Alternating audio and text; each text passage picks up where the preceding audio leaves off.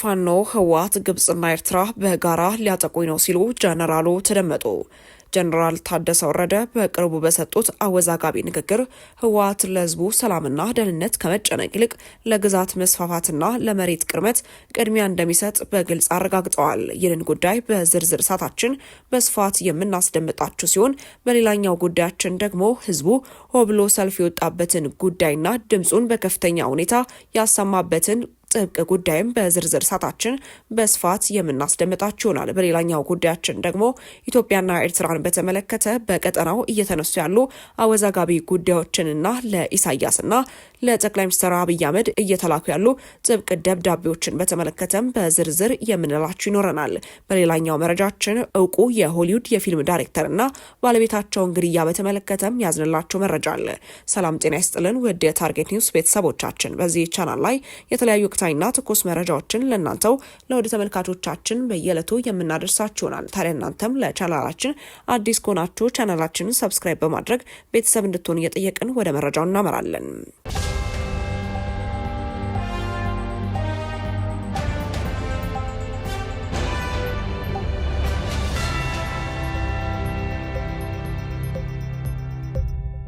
ወር አስቀደምንላችሁ ጉዳያችን ስናመራ ፋኖ ህወሓት ግብጽና ኤርትራ በጋራ ሊያጠቁኝ ነው ሲሉ ጀነራሉ ተናገሩ። ከሰሞኑ በምዕራብ ጎጃም ዞን ህዝባዊ ውይይት ተደርጓል። በዚህ ስብሰባ ላይ የምስራቅ እዝ አዛዥ ጀነራል መሐመድ ተሰማ የተገኙ ሲሆን አስገራሚ ንግግርን አድርገዋል። ጀነራሉ በሁሉም አቅጣጫ ኢትዮጵያን ሊወጉ ተስማምተዋልም ሲሉም ገልጸዋል። ከዚህ ቀደም ኢትዮጵያ ከውጭ ኃይሎች የገጠማትን ወረራ እንዴት እንደቀለበሰችና የኢትዮጵያ ታሪካዊ ጠላቶች ከኢትዮጵያ ምን እንደሚፈልጉ በሰፊው ያብራሩት ጀነራሉ በፋሺስት ወራሪ ጊዜ በውስጥም ያሉ የኢትዮጵያ የፖለቲካ ኃይሎች የገጠማቸውን የውጭ ኃይል በጋራ ሆነው መክተዋል። የአሁኖቹ ተቃዋሚዎች ግን ባንዳ ሆነዋል፣ ሰፊ ድጋፍም አግኝተዋል ሲሉ ታጣቂዎቹ ያላቸው ድጋፍ ጥቂት የማይባል እንደሆነም ጠቅሰዋል። የፋኖ ታጣቂዎችን ጸረ አማራና ጸረ ኢትዮጵያ ናቸው ሲሉ የሚቀጥሉት ጀነራሉ የሀገርን ሉዓላዊነት ለባዕዳን አሳልፈው የሚሰጡ ናቸው በማለትም ከባድ ውንጀላም አቅርበዋል። እንዲህ ሲሉም ይቀጥላሉ። እነዚህ ታጣቂዎች ከግብጽ ከኤርትራና ከህወሓት ጋር ተወያይተው የጋራ ሰነድ አዘጋጅተዋል። በሰነዱም ኢትዮጵያን በሁሉም አቅጣጫ እንውጋት እያሉ ነው። መሬት ላይ ያለው እውነታ ግን እነዚህ ኃይሎች በዋሉበት እንኳን እያደሩ አይደለም። ከዛሬ 2 ዓመት በፊት ግን ዞኖችንና ወረዳዎችን መቆጣጠር ችለው ነበር በማለትም ፋኖ ከግብጽና ከኤርትራ ጋር የጋራ መግባባት ላይ መድረሱንም ተናግረዋል ሲል አንድ አፍታ ሚዲያ ዘግቧል። በተያዘው መረጃችን ጀነራል ታደሰ ወረደ በቅርቡ በሰጡት አወዛጋቢ ንግግር ህወሓት ለህዝቡ ሰላምና ደህንነት ከመጨነቅ ይልቅ ለግዛት መስፋፋትና ለመሬት ቅርመት ቅድሚያ እንደሚሰጥ በግልጽ አረጋግጠዋል። ለሰላም ብለን የምንሸጠው ግዛት ግን የለም የሚለው ንግግራቸው የሰላም ስምምነቱን መንፈስ የሚጻረር ብቻ ሳይሆን ቡድኑ አሁንም የድሮን የትምክትና የጉልበት መንገድ እንደመረጠ የሚያሳይ ነው። ይህ አካሄድ በጠረጴዛ ዙሪያ ችግሮችን ከመፍታት ይልቅ ነገሮችን ወደ ጦር ሜዳ የመውሰድ ግልጽ ፍላጎት እንዳለ የሚያመላክትና በሰላም ላይ የተደቀነ ከባድ አደጋ ነው ተብሏል። ይህ የቃላት ጦርነት መሬት ላይ ካለው እውነታ ጋር ሲገናኝ ደግሞ ነገሩን ይበልጥ አስፈሪ ያደርገዋል። በቅርብ ቀናትም የተሰማ ያለው የከባድ መሳሪያዎች ክምችትና የመጀመሪያው የወታደራዊ ዝግጅት እንቅስቃሴ የጀነራሉ ንግግር የአፍ ወለምታ ሳይሆን የታቀደ የጦርነት አዋጅ መሆኑን ያሳያል። ይህ ዝግጅት በዋነኛነት ኢላማ ያደረገው በወልቃይትና አካባቢ የሚኖረውን የአማራ ህዝብ ነው። ዓላማውን በሰላም ሽፋን ስር ተደብቆ በድንገተኛ ወረራ አካባቢው መቆጣጠርና ነዋሪውን ለአዲስ እልቂት መዳረግ ነው የሚሉ በርካታ መረጃዎች በስፋት እየተሰራጩም ይገኛሉ። ወደ ቀጣይ ጉዳያችን ስናመራ ኬንያውያን ሰልፈኞች በተለያዩ የአፍሪካ ሀገራት ያለውን ግጭትና ጦርነት ቀውስ በተመለከተ የዓለም አቀፉ ማህበረሰብ ዝምታ ነቀፉ። ከነዋሪዎቹ የሰብአዊ መብት ተሟጋቾችና ከሲቪል ማህበረሰብ ድርጅቶች የተውጣጡ ኬንያውያን ሰልፈኞች በሞምባሳ ከተማ ለሳምንታት የዘለቀ የሰላም ጉዞና ሰላማዊ ሰልፍ አካሂደዋል።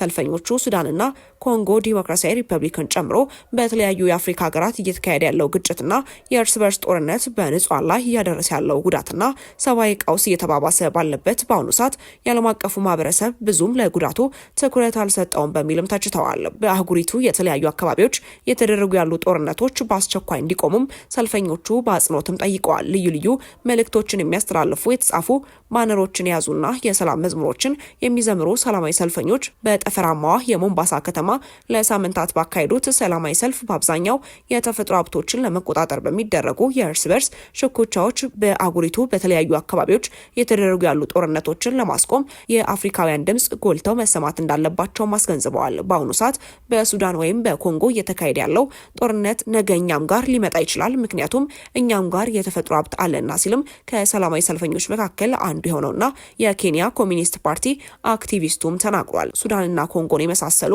የአፍሪካ ሀገሮች በማዕድናትና በሌሎች የተፈጥሮ ሀብቶች የበለጸጉ ቢሆንም ተራ ህዝብ ምንም ተጠቃሚ አለመሆኑን የገለጸው ግለሰቡ በሀገራቱ የሚካሄዱ ግጭቶችና ጦርነቶችን በማባባስና እንዲራዘሙ በማድረግ ረገድ የውጭ ጣልቃ ገብነቶች ትልቁ ሚና እየተጫወቱ መሆናቸውንም ገልጸዋል። እነዚህ ተራ የብሔር ወይም የጎሳ ግጭቶች አይደሉም። እነዚህ በአፍሪካ የተፈጥሮ ሀብት ላይ ፍላጎት ባላቸው ባላንጣ ኃይሎች ሽኩቻ የሚቀጣጠሉ ግጭቶች ናቸው ሲልም አክቲቪስቱ ይናገራል። ሌላኛዋ ሰላማዊ ሰልፈኛም የእነርሱ ልጆች የእኛም ልጆች ናቸው። ሌሎች አፍሪካውያን ወንድሞቻችንና እህቶቻችን እየተገደሉና የሚበሉትን አጥተው በጦርነት ውስጥ ሆነው የመከራ ህይወት እየገፉ እኛ ሰላማዊ ህይወት ልንመራ አንችልም ሲሉም በጦርነቱ የተነሳ በአፍሪካውያን ወገኖች ላይ የሚደርሰውን ዘርፈ ብዙ ችግር ገልጻ ጦርነቱ እንዲቆምም ጠይቃለች። እንደ አንዲት እናት በሌሎች አፍሪካውያን ልጆች ላይ የሚደርሰው በእኔ ልጅ ላይ ቢደርስስ ብዬ እጠይቃለሁ ስትልም አክላለች። በመሆኑም የአፍሪካ ህብረትና ሌሎች አህጉራዊና ቀጠናዊ ድርጅቶች፣ መንግስታትና የሰብአዊ እርዳታ ስራ ላይ የተሰማሩ ሌሎች ቀጠናዊና ዓለም አቀፍ ድርጅቶች ጦርነት ባለባቸው የአፍሪካ ሀገራት ከዚህ በላይ ህይወት እንዳይጠፋና ቀጠናዊ አለመረጋጋት እንዳይፈጠር በርትተው መስራት እንዳለባቸው ሰላማዊ ሰልፈኞቹ ጥሪም አቅርበዋል። በአፍሪካ በተለያዩ አካባቢዎች የሚካሄደው ጦርነት በጊዜ መፍትሄ ካልተበጀለት ግጭቱና ጦርነቱ ወደ ሌሎች ሊስፋፋ እንደሚችል ያስጠነቀቁት ሰላማዊ ሰልፈኞቹ ግጭቶችን ከመሰረቱ ለመፍታትና በአህጉሪቱ ዘላቂ ሰላም ለማስፈን ዓለም አቀፉን ማህበረሰብ ጨምሮ ሁሉም የሚጠበቅበትን ኃላፊነት እንዲወጣም ጥሪያቸውን አቅርበዋል።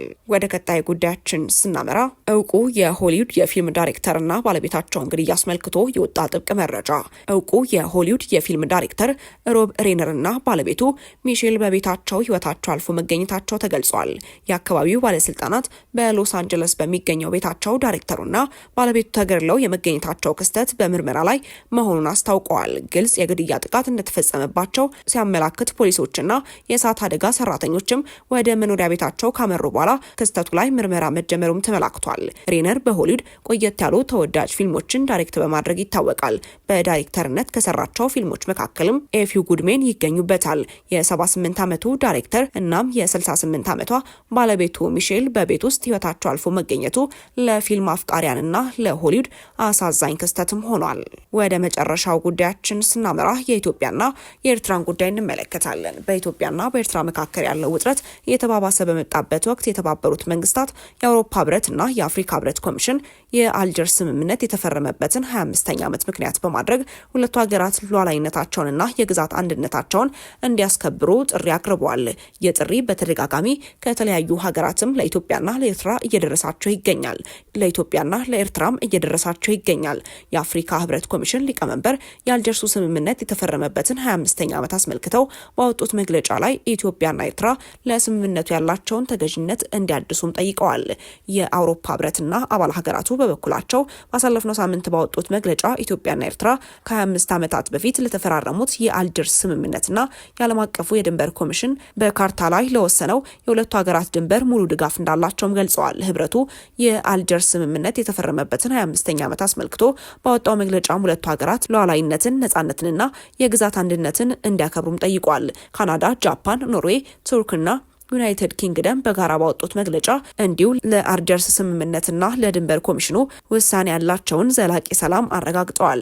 የተባበሩት መንግስታት ድርጅት ዋና ጸሐፊ አንቶኒዮ ጉተሬስ በቃል አቀባያቸው በኩል ዕለተ አርብ ባወጡት መግለጫ ኢትዮጵያና ኤርትራ ለአልጀርስ ስምምነት ያላቸውን ተገዥነት ዳግም እንዲያረጋግጡም ጠይቀዋል። እናም አሁን ላይ የአፍሪካ ህብረት ኮሚሽን ሊቀመንበር በመግለጫቸው ላይ ኢትዮጵያና ኤርትራ ለስምምነቱ ያላቸውን ተገዥነት እንዲያድሱም ጥሪያቸውን አቅርበዋል። ለዘላቂ ሰላምና ለመልካም ጉርብትና ሁለቱም ሀገራት ውይይትን እንዲያስቀድሙ ሊቀመንበሩ በመግለጫቸው ላይ ጠቁመዋል። የአውሮፓ ህብረት በበኩሉም ኢትዮጵያና ኤርትራ ማናቸውም ውጥረቶችን ወይም ውዝግቦችን በሰላማዊና ዲፕሎማሲያዊ መንገዶች እንዲፈቱ ጥሪያቸውንም አቅርበዋል። ህብረቱ ይህ ለቀጠናው መረጋጋት ቁልፍ ጉዳይ መሆኑንም በመግለጫቸው ላይ ጠቅሰዋል። ውድ ተመልካቾቻችን ለእሳቱ የነበረን መረጃ ይህንን ይመስል ነበር። አብራችሁን ስለነበራችሁ እጅግ አድርገን እናመሰግናለን። በቀጣይ እስክንገናኝ ድረስ